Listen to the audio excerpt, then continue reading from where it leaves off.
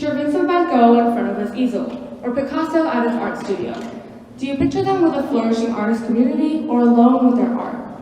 The typical picture of an artist is of them alone, with no like-minded group to get feedback from or opportunities for inspiration.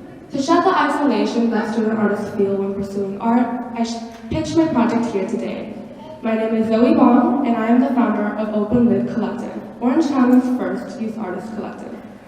OLC's mission is to create collaborative spaces where students can empower their craft through social events and creative opportunities. With a team of directors, we function through three main branches. The first is workshops, where we focus on building an intimate community. Recently, we hosted a social event sponsored by Poppy, Partake Foods, and Liquid Death, which was open to all student artists, and over 30 artists enjoyed this event. Our second branch is our galleries. In April, we hosted our first exhibition at the Aquarium of the Pacific, attracting over 6,000 guests to the exhibition festival, as well as being featured in the Fullerton Observer newspaper. Our third branch, which I am here to pitch to you today, is the beginning of a student-led student workshop of a digital platform. This virtual store would be a perfect entryway to supporting the new generation of artists. It would be a platform that broadens the demographic of shoppers, as well as give a like-minded community for these artists to be at. And I feel that after supporting this community and starting this virtual workshop, it would help the youth artists of Open Lid Collective to broaden their perspective and really pursue their art more seriously. Thank you. Great work, Zoey. Judges, questions? Thank you, Zoey. Good question. How would you go about making money with utilizing this platform? So OLC right now is out of pocket, but the two main revenue sources for this digital storefront would be commissions from the artists themselves, but I would like to keep that small, as if I were to take too big of a fraction, it would be counterproductive to our OLC's greater goal of supporting artists. So our second source of revenue would be in-store ads, which would not only be from other artist companies, but also from local art stores, such as Blitz Art Stores, Michael's, or Hobby Lobby. And at this scale, I believe that OLC can manage to have long-term sustainable partnerships with these companies, much like how high school clubs manage their fundraising. So if someone were to go buy products via OLC's posters or a link, then a fraction of that company or that store's profits would go back to OLC.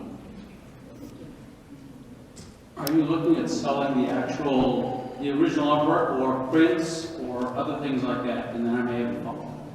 That's a good question. That would be open to the artists themselves. As you mentioned, paintings and original artworks or prints are an option, but OLC is an artist collective for all artists of all mediums and levels and skills. We've also partnered with a couple artists who have their own crochet small business or their jewelry small business. So a very wide range would be categorized into the storefront, and it would really be up to the seller of what they want to sell. So the follow-on is, have you looked at who might be your competitors? Is it Etsy? Is it Fine Art America? Who would be the people that you're fighting up against?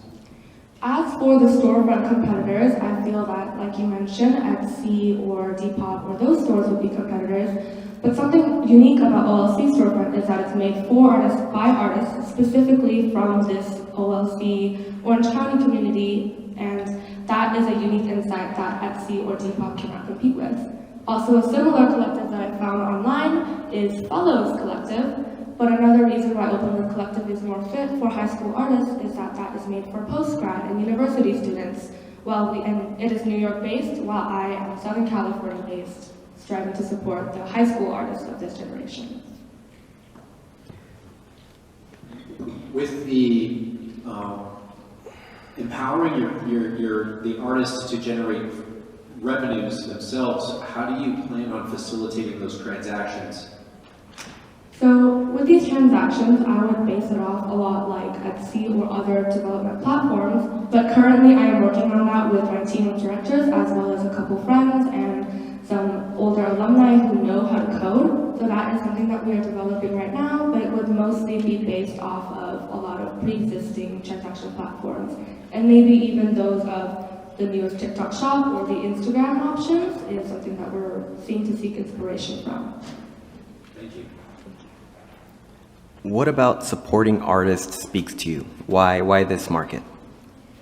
I have a lot of friends in the artist community that are striving to seek out a demographic and an audience that would really support them, such as my friend Tiffany, who attends Troy High School here. She has a crochet company, but I've realized that with all those people, it's very hard for them to reach a larger demographic. It's usually their inner circle of friends that's supporting them, and so I thought by broadening the reach of this demographic through OLC's audience, I can really push them further out into the world and push their revenues, as well as bolstering the creativity of the OLC community.